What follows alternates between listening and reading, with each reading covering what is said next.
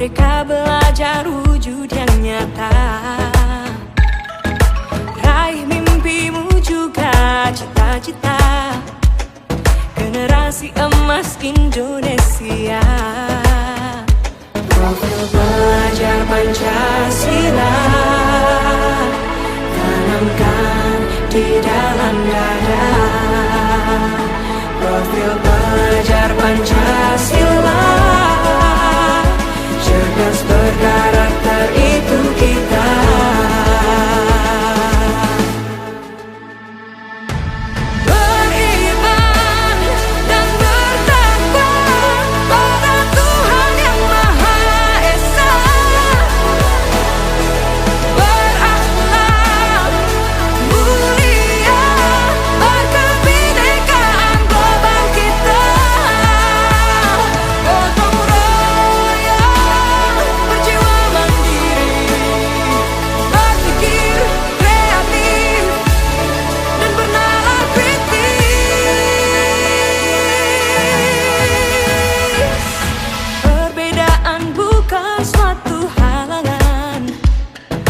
Kita saling bergandeng tangan.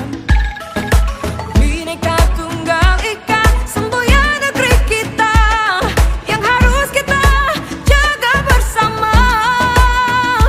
Profil pelajar Pancasila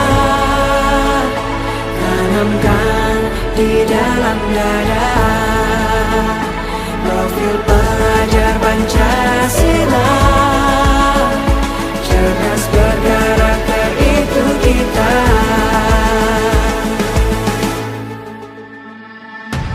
Beriman dan bertakwa pada Tuhan Yang Maha Esa.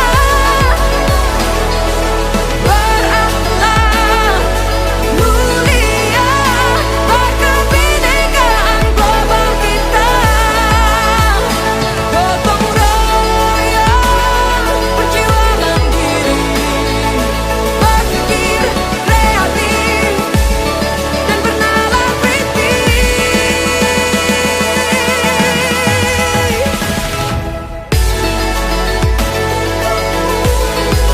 Profil pelajar Pancasila.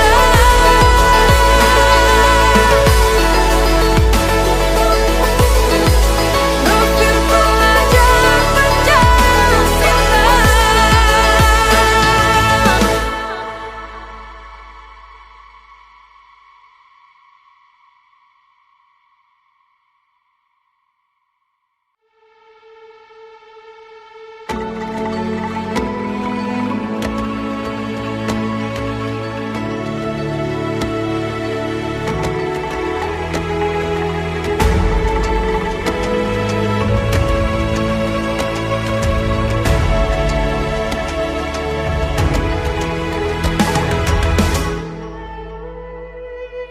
Ayo memilih apa yang kau suka. Merdeka belajar wujud yang nyata. Raih mimpimu juga cita-cita. Generasi emas Indonesia. Profil pelajar Pancasila tanamkan di dalam dada. Profil pelajar Pancasila, cerdas berkarakter itu kita.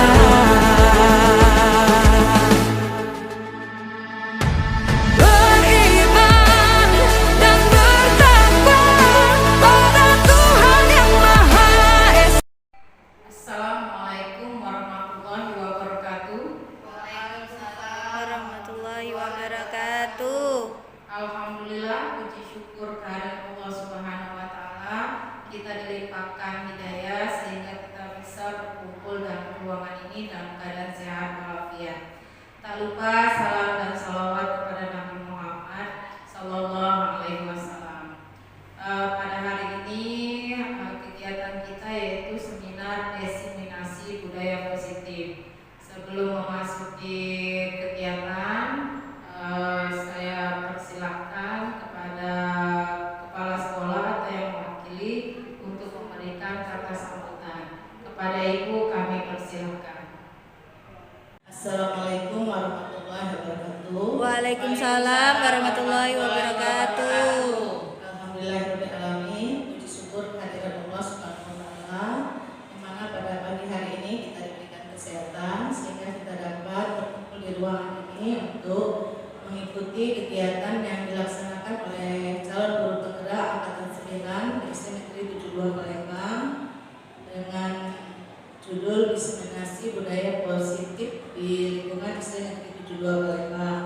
Semoga acara seminar kali ini yang dilaksanakan oleh CGP Angkatan 9 ini dapat berjalan dengan lancar dan bermanfaat bagi kita semuanya. Dan untuk para peserta seminar pada hari ini dapat mengikuti acara ini dengan tertib dan dapat diterima apa-apa yang disampaikan oleh CGP Angkatan 9 ini. Dan saya sangat mendukung acara yang dilaksanakan oleh CGP Angkatan 9 ini. Semoga kegiatan hari ini dapat terlaksana dengan baik. Sekian, wassalamualaikum warahmatullahi wabarakatuh. Waalaikumsalam warahmatullahi wabarakatuh. Assalamualaikum warahmatullahi wabarakatuh. Waalaikumsalam warahmatullahi wabarakatuh. Alhamdulillah, puji syukur kepada Allah Subhanahu wa taala. Kita dilimpahkan kesehatan sehingga kita masih bisa berkesempatan untuk bisa berkumpul di ruangan ini untuk mendengarkan seminar yang akan saya laksanakan, yaitu tentang diseminasi budaya positif. Tak lupa salawat dan salam kita haturkan kepada junjungan kita Nabi besar Nabi Muhammad SAW beserta pengikut, keluarga hingga akhir zaman. Bapak Ibu guru yang hebat, mohon maaf di sini saya akan memaparkan sedikit pemahaman saya tentang budaya positif. Perkenalkan, saya Oktaviani, saya CGP Angkatan 9 Kota Palembang. Bapak Ibu guru yang hebat, di sini ada diseminasi budaya positif. Tentu Bapak Ibu guru hebat sudah pernah mendengar budaya positif? Sudah, alhamdulillah ya. Jadi budaya positif ini sudah pernah juga kita lakukan di sekolah kita gitu. Walaupun kita belum mengenal budaya positif, tapi dari dulu pasti pernah kita melakukan budaya positif ini. Contohnya misalnya kita datang tepat waktu, itu juga termasuk budaya positif.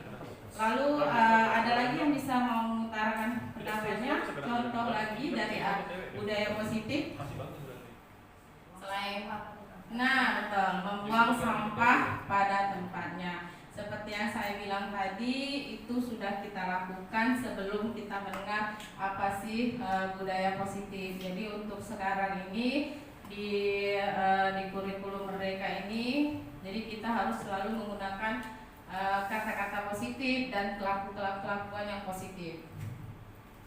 Nah, nanti selama 1 jam ke depan kita akan mempelajari tentang konsep inti budaya positif. Yang pertama, perubahan paradigma belajar.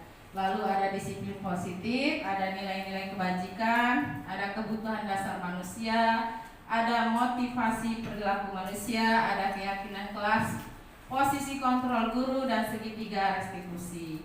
Bapak Ibu guru hebat, sebelum saya memasuki konsep inti budaya positif ini, coba dulu kita saya mau lihat sih masih fokus atau tidak gitu. Jadi nanti saya akan bilang selamat pagi, Bapak Ibu guru hebat silakan bertepuk tangan 1 kali. Kalau saya bilang selamat siang, Bapak Ibu guru hebat bertepuk tangan 2 kali. Kalau saya bilang selamat sore, Bapak Ibu guru hebat bertepuk 3 kali. Tetapi ketika saya bilang selamat malam, tidak ada tepukan. Paham Bapak Ibu? Paham. Siap? Siap. Oke. Selamat siang. Selamat sore. Selamat malam. Datang yang ngerasa Berarti masih ada yang belum fokus. Berarti belum bisa kita masuk ke inti materi. Lagi 1 kali lagi. Selamat pagi.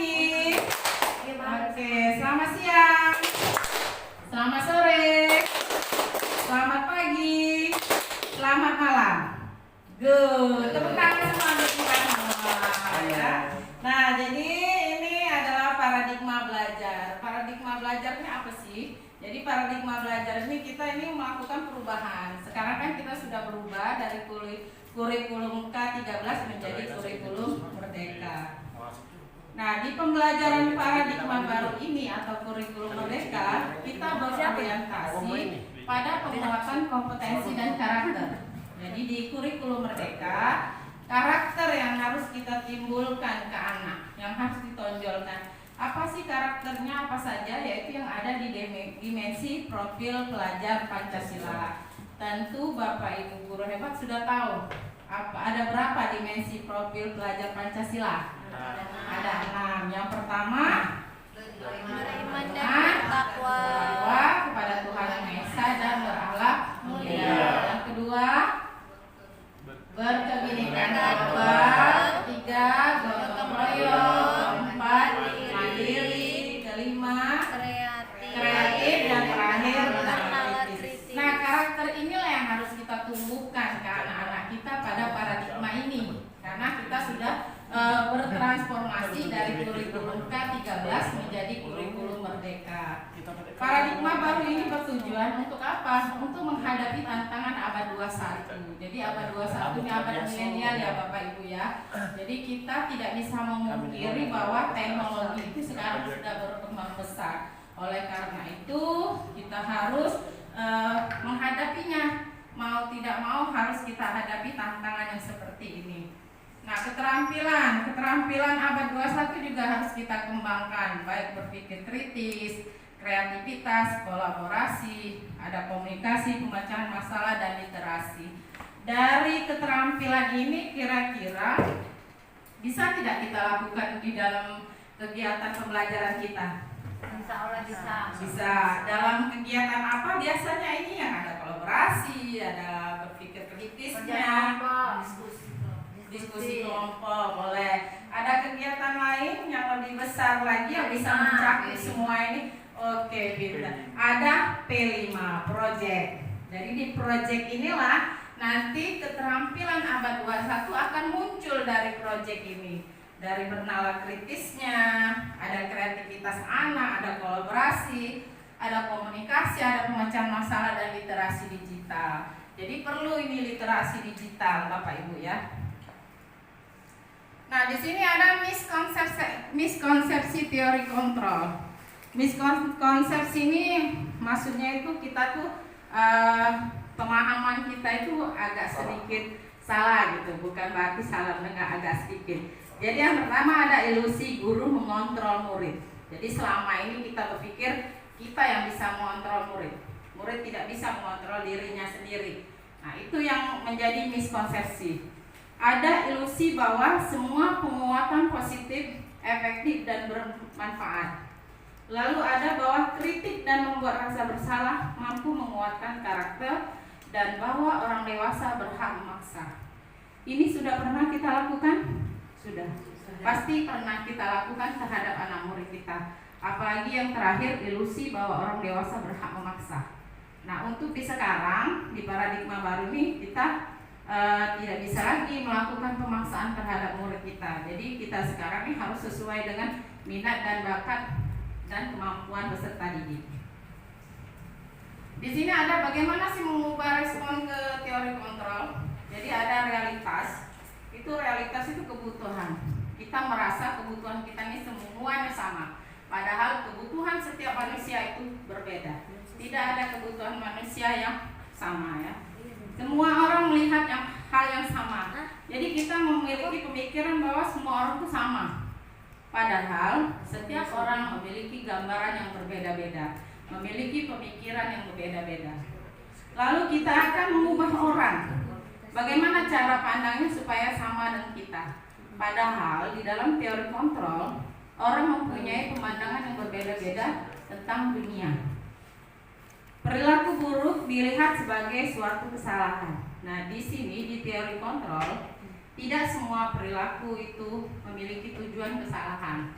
Semua perilaku pasti memiliki tujuan, baik itu baik ataupun itu yang salah. Orang lain bisa mengontrol saya, sedangkan di teori kontrol hanya saya yang bisa mengontrol diri saya. Nah, bagaimana tadi sudah kita lakukan, bagaimana Anda menggenggam tangan, lalu ada seseorang teman yang merayu kita, bagaimana sih supaya kita bisa membuka tangan kita, sedangkan di tangan kita ini ada sesuatu yang paling berharga. Apakah Bapak Ibu mau membuka tangan Bapak Ibu dan menyerahkan hal sesuatu yang berharga pada orang lain? Ya, tentu tidak ya. Jadi kita akan tetap mempertahankan apa yang menjadi keyakinan dari diri kita. Lalu saya bisa mengontrol orang lain, sedangkan di teori kontrol Anda tidak bisa mengontrol orang lain, termasuk ke anak didik. Kita tidak bisa mengontrol anak didik kita ya. Pemaksaan ada pada saat bujukan gagal. Jadi di teori respon ini ada pemaksaan ketika seseorang dibujuk tidak mau. Sedangkan di teori kontrol ini ada kolaborasi, ada diskusi bagaimana supaya menciptakan pilihan-pilihan baru. Dan ada model berpikir menang kalah, sedangkan di teori kontrol ada model berpikir menang-menang. Disiplin positif. Disiplin positif ini juga sudah kita lakukan sejak dahulu. Seperti apa sih contohnya? Misalnya datang tepat waktu, membuang sampah pada tempatnya. Ini termasuk ke dalam disiplin positif. Nah, disiplin positif apa? Yaitu pendekatan menerapkan disiplin dalam diri anak tanpa hukuman dan hadiah. Kita sering kan memberikan hukuman pada anak. Bapak Ibu sudah pernah melakukan hukuman pada anak? Dulu pernah. Yes. Kalau memberikan hadiah? Jadi hukuman and punishment ini sudah pernah kita lakukan. Kira-kira menurut Bapak Ibu, kalau kita tidak menghukum lagi anak tersebut, misalnya anak ini nakal, memiliki kelebihan luar biasa, suka mengganggu orang lain gitu. Jadi kira-kira apa yang tindakan Bapak Ibu? Apakah Bapak Ibu mau memberikan hukuman atau tidak kepada dia? Tidak. Jadi kalau tidak diberikan hukuman, dengan cara apa Bapak Ibu akan memperlakukan si anak luar biasa ini?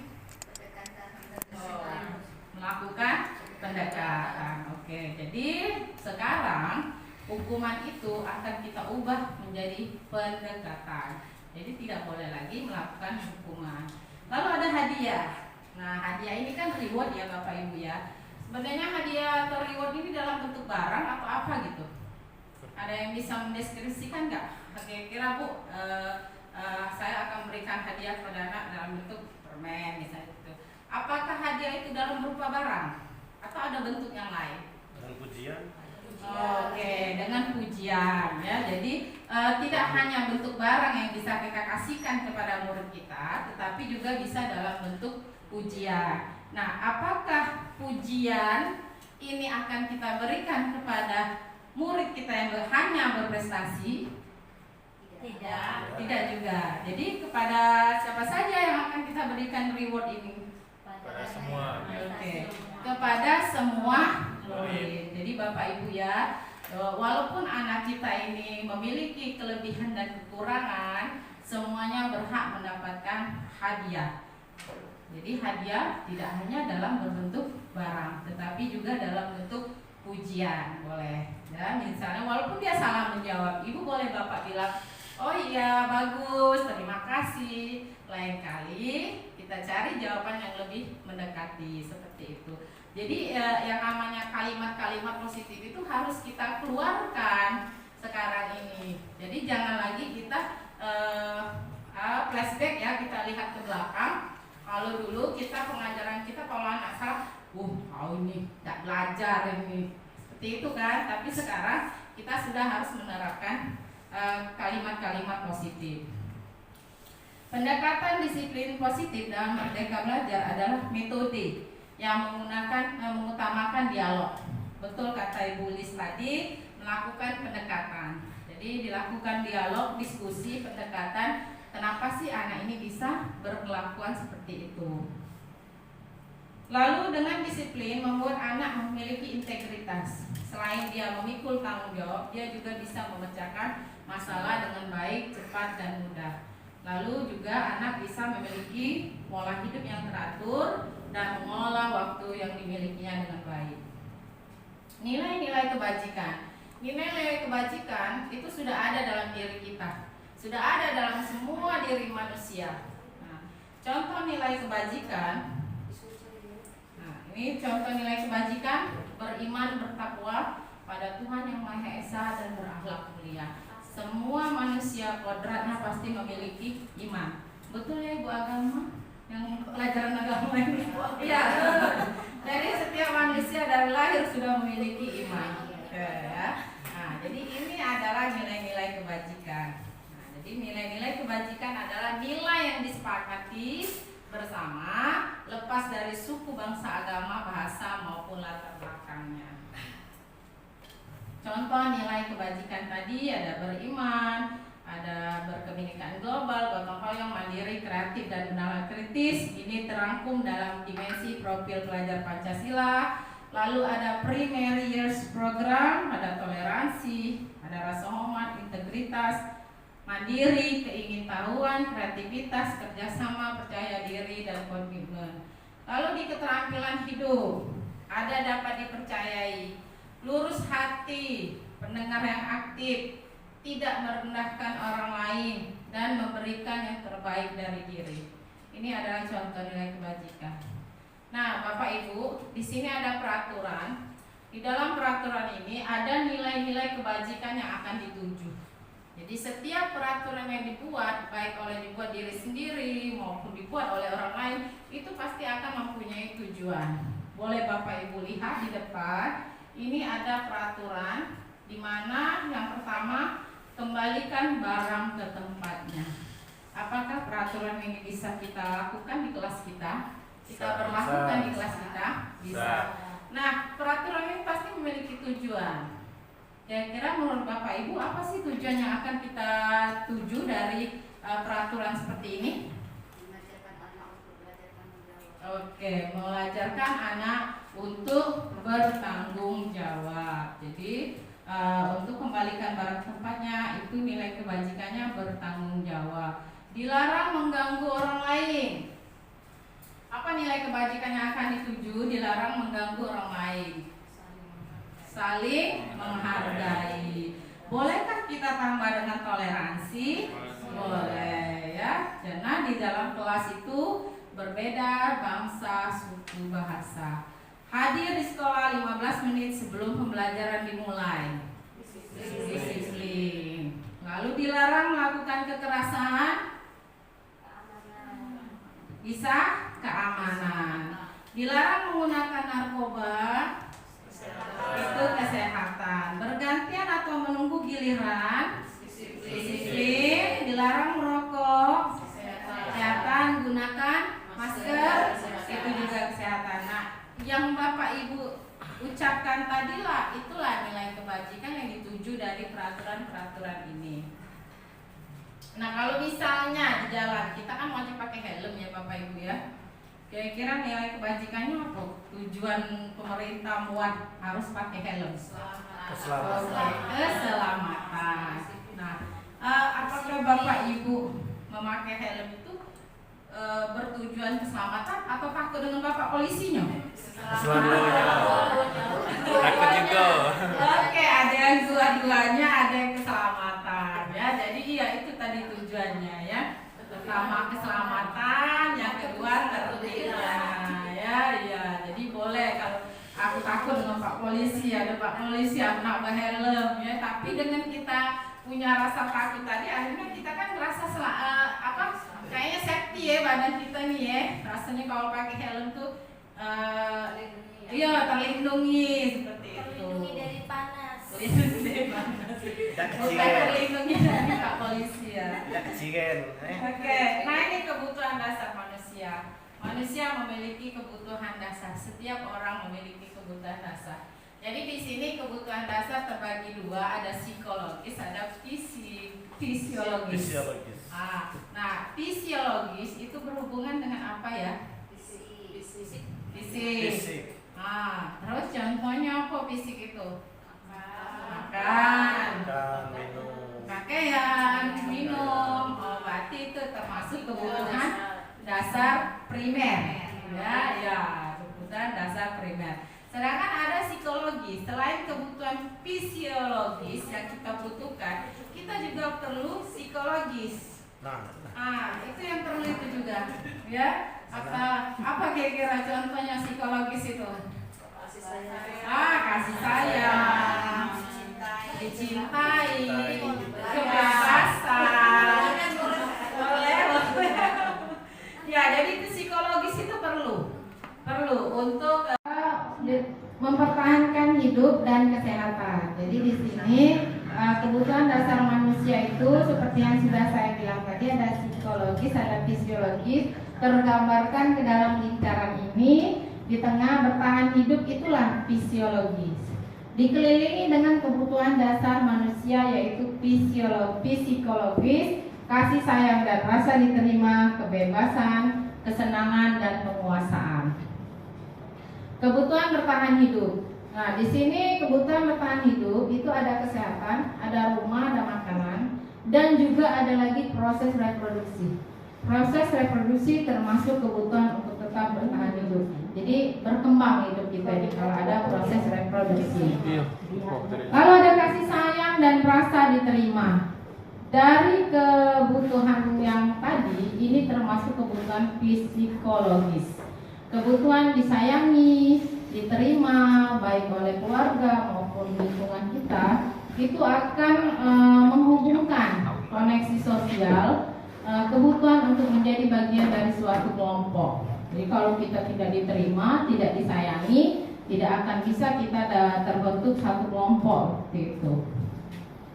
Lalu ada penguasaan. Untuk mencapai sesuatu, menjadi kompeten, menjadi terampil, diakui prestasi dan keterampilan kita, didengarkan dan memiliki rasa harga diri. Ini termasuk ke dalam kebutuhan dasar penguasaan. Lalu ada kebebasan. Di mana di kebebasan ini kita mandiri, lebih otonomi, dan memiliki pilihan dan mampu mengendalikan arah hidup seseorang. Ada kesenangan. Kesenangan ini kita mencari kesenangan untuk bermain, tertawa, membayangkan nikmatnya hidup. Lalu bisa juga menyedihkan, betapa sedihnya kira-kira kalau kita tidak diterima oleh orang lain. Motivasi perilaku manusia. Jadi di sini ada nanti ada tiga motivasi perilaku manusia. Yang pertama itu ada hukuman. Untuk menghindari ketidaknyamanan atau hukuman. Contohnya tadi berhelm pada waktu kita mengendarai motor. Kita kan pasti menghindari hukuman dengan kita menggunakan helm. Lalu untuk menghindari ketidaknyamanan juga. Misalnya orang lain semuanya berhelm, kita tidak berhelm di tengah jalan. Ada Pak Polisi. Kira-kira dalam batin kita ini rasa nyaman apa tidak kira-kira kalau melihat Pak Polisi tidak berhelm? Pasti kan dalam hati kita ini ya rasanya maju mundur. Nah itu yang dikatakan menghindari ketidaknyamanan. Lalu ada punishment, ada penghargaan untuk mendapatkan imbalan dan penghargaan orang lain. Ini juga motivasi dalam diri kita. Kita pasti kalau dikasih orang sesuatu penghargaan, pasti kita termotivasi untuk melakukan hal yang lebih baik lagi.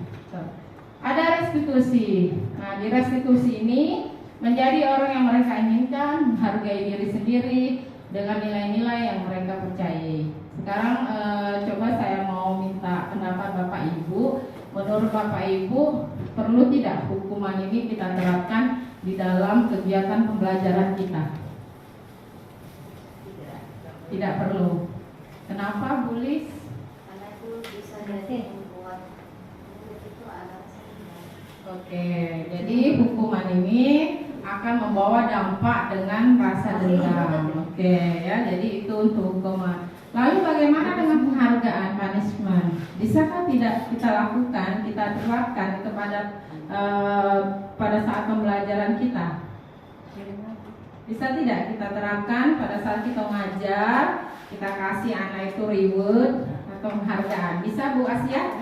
Bisa. Seperti apa Bu Asia? Oke, dengan memberikan pujian. Jadi anak akan termotivasi dengan kita memberikan pujian kepada mereka. Tapi ingat Bapak Ibu, pujian tidak hanya untuk anak yang berprestasi, tetapi semua anak berhak mendapatkan penghargaan.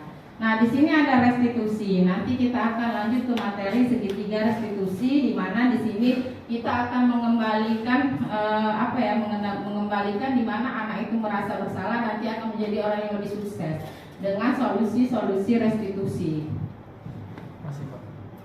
Keyakinan kelas. Bapak Ibu sudah punya keyakinan kelas di kelas masing-masing? Sudah. Kira-kira keyakinan kelas itu Bapak Ibu guru sendiri yang buat atau bagaimana? Bersama-sama. Bersama anak, ya, betul ya. Jadi keyakinan kelas ini kita harus berkolaborasi dengan anak-anak, dengan murid. Karena yang namanya keyakinan kelas tidak bisa kita lakukan sendiri. Karena yang namanya yang akan melakukan keyakinan kelas ini bersama-sama warga kelas, termasuk ibu guru dan murid. Jadi sebelum saya coba masuk ke materi keyakinan kelas, apakah Bapak Ibu punya keyakinan kelas yang bisa mau diutarakan? Yang di kelasnya masing-masing boleh? Bu Aina, apa keyakinan kelasnya? Mungkin di dalam kelas masing-masing. Ya. Kalau saya membuat keyakinan bersama anak-anak itu, yang pertama menjaga kebersihan kelas, kemudian saling tolong menolong sesama kawan. Kemudian ada lagi disiplin, datang tepat waktu. Yang keempat, ada 4 kalau di kelas saya itu. Yang keempatnya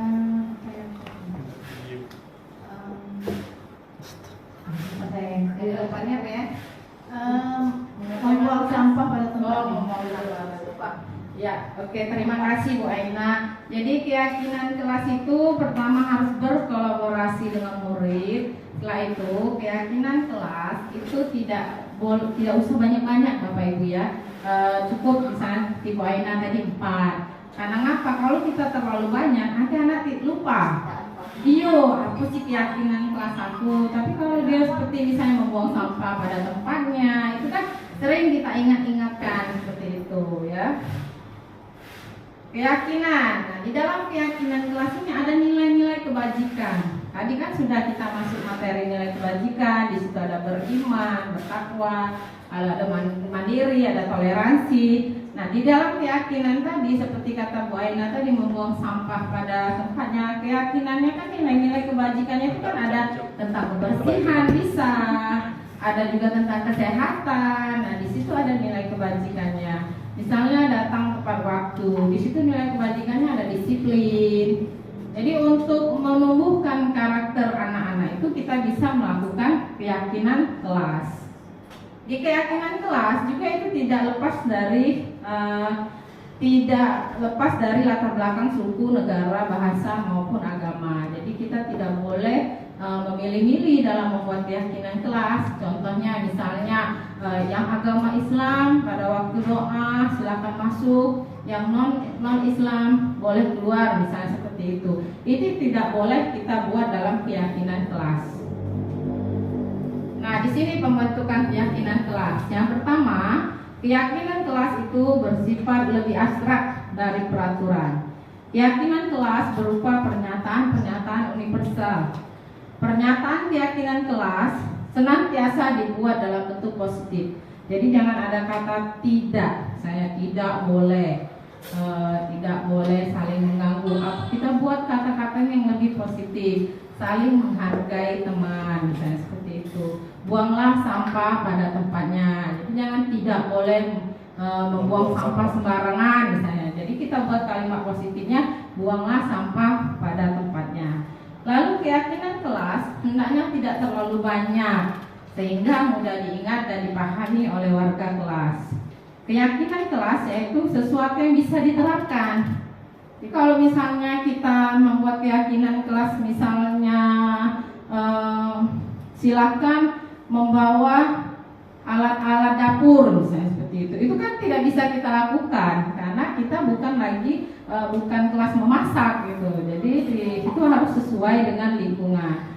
Semua warga kelas hendaknya berkontribusi pembuatan keyakinan kelas. Betul Bapak Ibu guru hebat tadi membuat keyakinan kelas berkolaborasi dengan murid.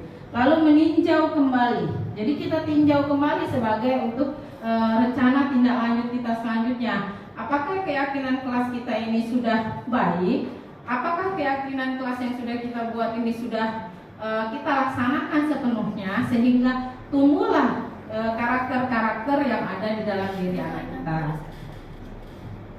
Posisi kontrol guru. Di sini ada 5 posisi kontrol guru, di mana 5 posisi kontrol guru ini mungkin sudah pernah juga kita lakukan. Yang pertama yaitu ada penghukum, di mana hukuman ini bisa fisik, bisa verbal. Jadi kita pernah melakukan hukuman secara fisik, misalnya mencubit, terus misalnya mengambil sesuatu, tepuk tangan, misalnya seperti itu, atau enggak verbal dalam ucapan-ucapan kita, itu juga bisa bentuk dalam hukuman. Nah, di penghukum ini, posisi kontrol penghukum ini biasanya yang akan mereka lakukan dan yang akan mereka katakan, patuhi aturan saya ya, awas, ada kata awas, kamu selalu saja salah, selalu, pasti selalu yang terakhir selesai. Nah, di penghukum ini biasanya guru akan menggunakan nada yang keras, nada yang agak tinggi, dengan mata yang melotot. Nah, seperti itu. Ini yang namanya penghukum. Lalu ada pembuat merasa bersalah. Di sini biasanya guru akan bersuara lemah lembut, seolah-olah pembuat merasa bersalah ini membuat orang lain tidak merasa nyaman atau rendah diri. Kata-katanya yang akan keluar seperti ini biasanya, ibu sangat kecewa sekali dengan kamu. Berapa kali bapak harus memberitahu kamu? Gimana coba kalau orang tua kamu tahu berbuat begini? Nah, ini kata-kata ini akan keluar dari mulut seorang pembuat merasa bersalah, tetapi dengan nada yang lembut, bukan nada yang tinggi. Lalu ada teman. Posisi di sini, guru tidak akan menyakiti murid walaupun dia salah, namun akan berupaya mengontrol murid melalui persuasi. Contohnya, ayo bantulah demi bapak ya. Ayo ingat bantuan bapak selama ini. Ya sudah, kali ini tidak apa-apa, nanti ibu bantu bereskan. Ini kontrol sebagai teman. Lalu ada pemantau. Pemantau ini berarti mengawasi. Pada saat kita mengawasi, kita juga bertanggung jawab dengan orang yang kita awasi.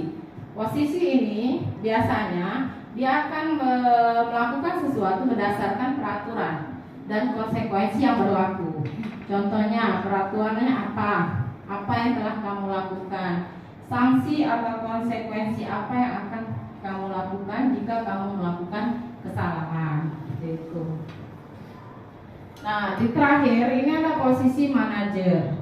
Manajer itu adalah posisi di mana guru bersama dengan murid berbuat sesuatu, mempertanggungjawabkan perilaku itu, mendukung murid agar menemukan solusi atas permasalahannya. Jadi ketika murid melakukan sesuatu, guru di posisi manajer, guru akan berdiskusi dengan si murid bagaimana mengatasi atau mencari solusi dari permasalahannya tadi.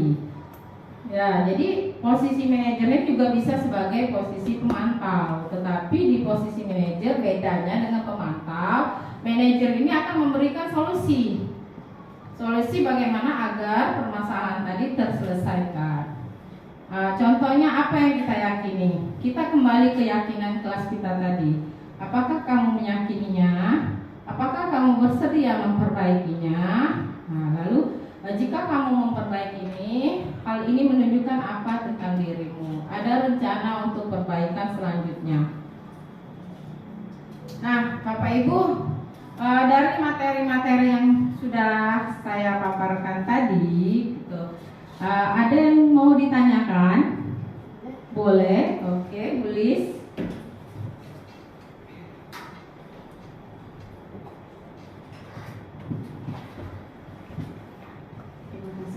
Ya.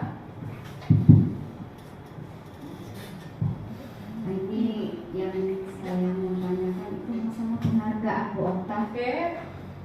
Ini kadang kala penghargaan itu cara penyampaian itu salah atau benar, kita memberikan reward atau berupa barang.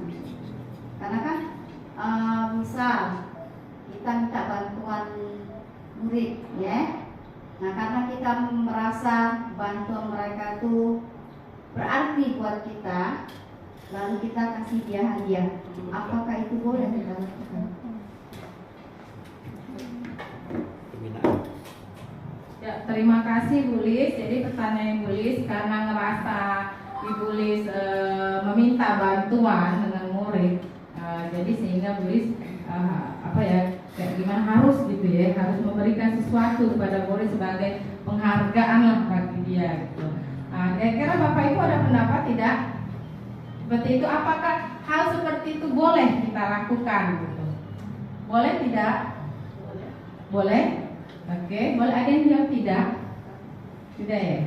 Boleh ya. Jadi kalau menurut saya itu tulis ya, boleh-boleh saja kita kasihkan sesuatu kepada murid itu sebagai imbalan lah ya, imbalan reward kepada dia.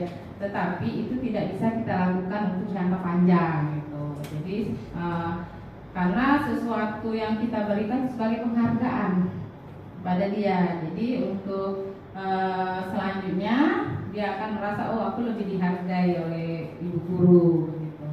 Ya, tapi kalau misalnya setiap hari ibu kasih reward seperti itu juga tidak baik, karena nanti dia akan terus bergantung kepada ibu. Sekali-sekali boleh juga tidak dikasihkan reward gitu.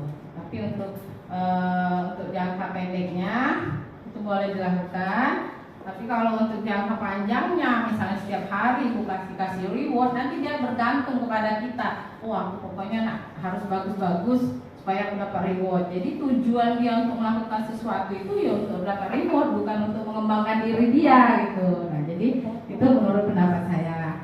Ada apakah Ibu Lis punya pendapat lain? Sudah cukup? Sudah cukup ya. Oke. Nah, sekarang ini tadi ada ice breaking ya. Coba dulu ice breaking dulu sebentar saja ya. Nanti saya bilang siapa suka hati tepuk tangan ya Bapak Ibu ya. Nanti saya bilang siapa suka hati tepuk dadanya seperti ini. Siapa suka hati tepuk pahanya. Dan terakhir siapa suka hati injak bumi. Ini. Kalau saya bilang siapa suka hati semuanya, berarti Bapak Ibu harus tangan, dada, paha, dan injak bumi. Oke? Oke, silakan berdiri Bapak Ibu guru hebat. Aku berpelukan. Berdiri ya. Berdiri ya.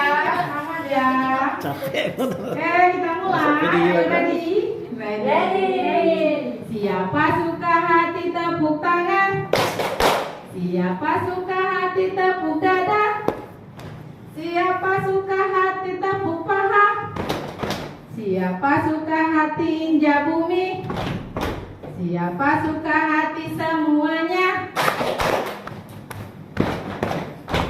Oke, terima kasih. Tepuk tangan untuk kita semua ya. Oke, masih semangat Bapak Ibu guru?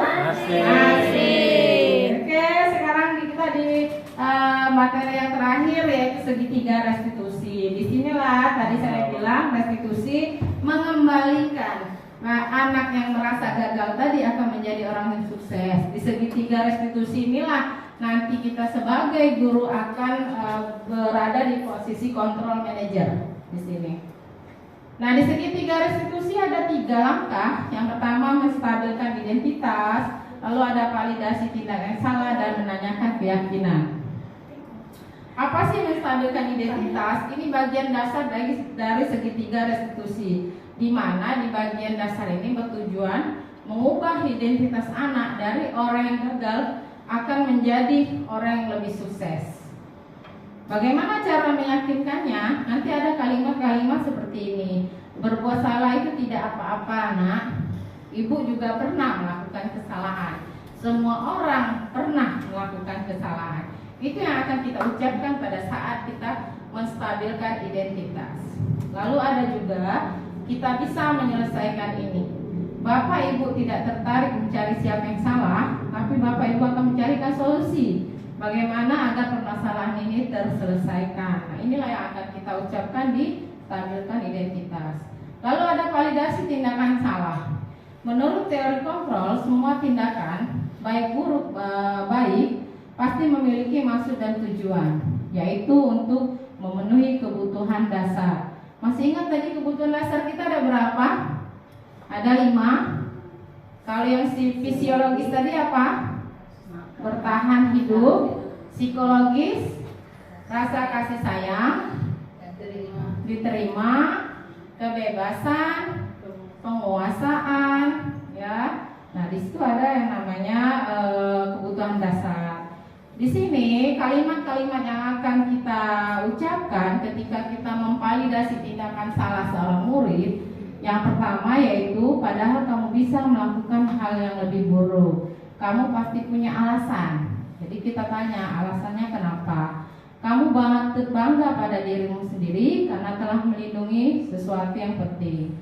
Kamu boleh mempertahankan sikap itu, tapi harus menambahkan sikap yang baru. Lalu di segitiga yang terakhir menanyakan keyakinan. Jadi di menanyakan keyakinan ini nanti tingkah laku yang salah divalidasi dulu.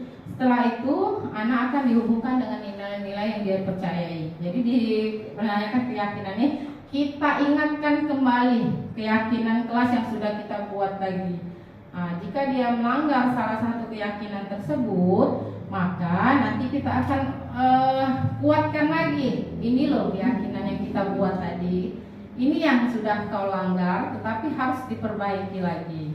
Nah, ini meyakinkan ini pertanyaan-pertanyaannya apa yang kita percaya sebagai kelas atau keluarga, nilai-nilai umum apa yang telah disepakati, mau jadi orang seperti apa. Nah, di sini ada menanyakan keyakinan. Di sini saya ada satu kasus satu. Jadi ini mungkin pernah juga terjadi dengan Bapak Ibu guru. Jadi kasusnya itu salah satu siswa kelas 5 tidak menulis tugas yang telah diberikan guru. Setelah ditanya, ternyata Nizam tidak membawa pena. Di sela kegiatan belajar, tiba-tiba Nizam mengambil pena milik Suci tanpa izin.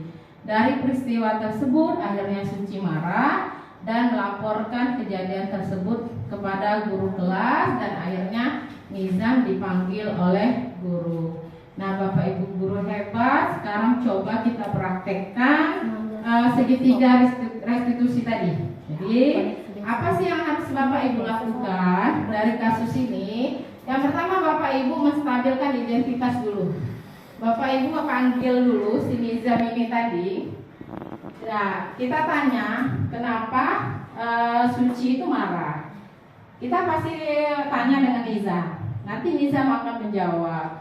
Nah, setelah Ibu Bapak Ibu mengetahui kenapa Suci tadi marah, nanti Bapak Ibu masuk ke validasi tindakan salah. Bapak Ibu tanya, alasan Nizam kenapa melakukan itu. Nanti Nizam akan mengutarakan alasannya. Terakhir di keyakinan kelas, nanti Bapak Ibu akan menguatkan, mengingatkan tentang nilai-nilai kebajikan yang sudah dilanggar oleh Nizam. Bapak Ibu nanti ada yang berperan sebagai guru, ada yang berperan sebagai murid, gitu ya. Coba Bapak Ibu guru buat dulu percakapannya di kertas. Nanti kita akan praktekkan ke depan. Oke, Bapak Ibu, bisa dimengerti? Bisa. Oke ya, tulis dulu di kertas.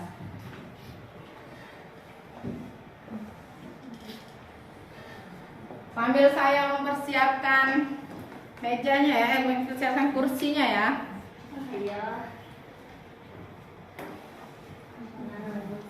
Kursi ya. Ya, nanti saya akan mejanya mana? Ya. Dua Pak. Dua. Ya. Dibuat Bapak Ibu percakapannya ya.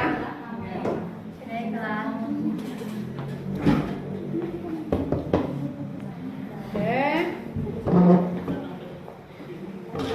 Tak apa lah ya, deket-deket deh. Ya.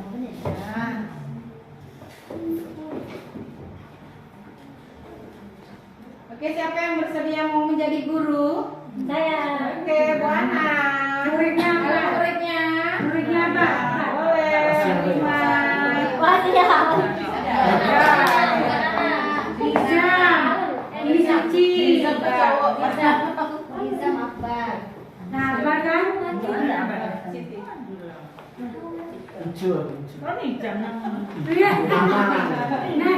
Ya, jadi Bu Ana sebagai guru, dan Bu Ima nanti akan berperan sebagai Nizam. Ya, Nizam. Boleh ya? Ini suci, ya. Jadi Bu Ima kasusnya ini, Nizam itu ngambil pena Suci tanpa izin. Jadi Sucinya marah-marah, akhirnya Nizam dipanggil oleh Bu Ana. Oke ya? Oke, siap ya. Yang lain tolong dengerin sebagai observernya ya. Mulai ya. Semangat. Dah aku pegang. Salah pegang deh karena. Harun, selamat pagi. Nah, Bu Ana. Ini kok Harun? Itu Nizam Bu Ana. Ini gimana deh? Tidak Nizam ya, oke. Nizam. Nizam, selamat pagi. Tahu tidak kenapa ibu memanggil Nizam ke kantor? Tidak tahu, Bu. Apakah tadi Nizam mengambil pena milik Suci tanpa izin?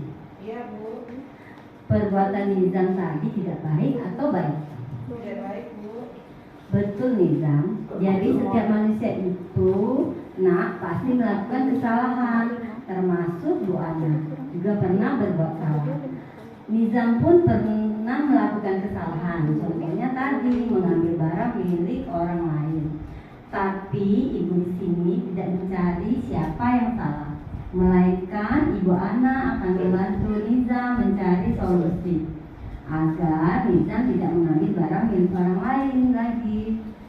Nizam pasti punya alasan kenapa Nizam mengambil pena milik Suci. Coba ceritakan ke Bu Ana. Tadi malam saya lupa mengecek peralatan tulis apakah sudah masuk dan tas apa belum, Bu. Kenapa tidak dicek dulu tasnya sebelum berangkat ke sekolah?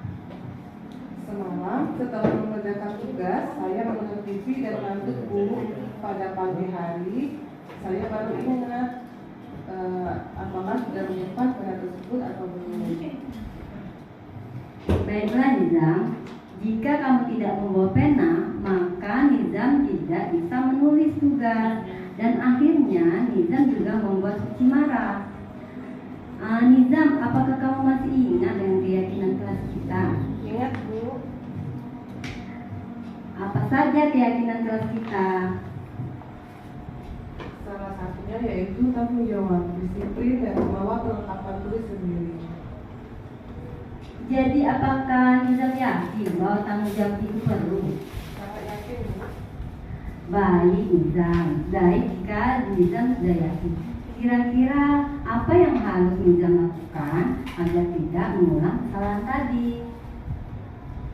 Saya akan menyiapkan alat tulis di malam hari. Jika meminjam barang harus meminta izin terlebih dahulu dan meminta maaf kepada Suci. Mulai kapan Nizam akan melakukan hal tersebut? Mulai hari ini, Bu, Nizam juga akan meminta maaf kepada Suci. Baik, berjanji ya tidak mengulanginya lagi. Janji, Bu. Baik, Bu Ana. Oke Nizam, terima kasih. Oke, terima kasih Bu Ima, Bu Ana, ya Bapak Ibu guru yang hebat.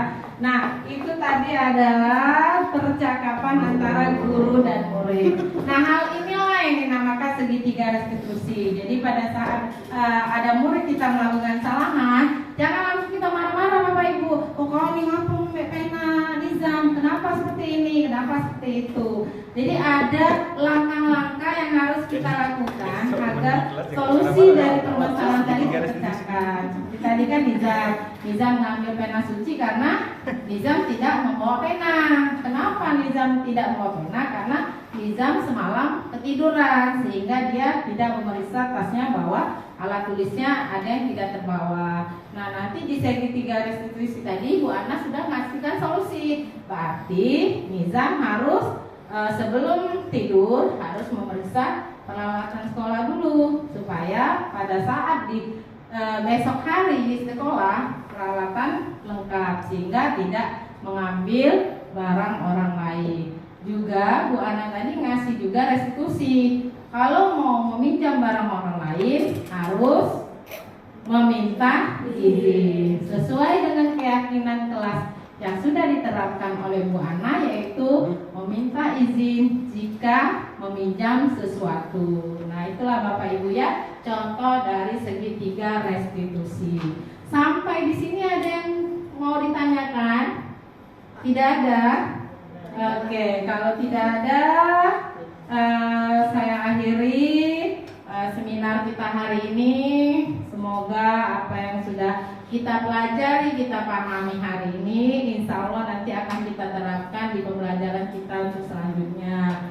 Semoga nanti ada perubahan di diri kita, bagaimana cara kita memperlakukan murid kita, baik menggunakan segitiga restitusi, baik dengan posisi kontrol tadi. Nanti akan ada muncul nilai-nilai kebajikan sehingga membentuk karakter anak kita, karakter murid yang berdimensi profil pelajar Pancasila, sehingga visi misi sekolah akan terwujud. Oke Bapak Ibu guru hebat, saya akhiri hari ini seminar hari ini. Saya ucapkan terima kasih. Wabillahi taufiq wal hidayah. Wassalamualaikum warahmatullahi wabarakatuh. Waalaikumsalam warahmatullahi wabarakatuh.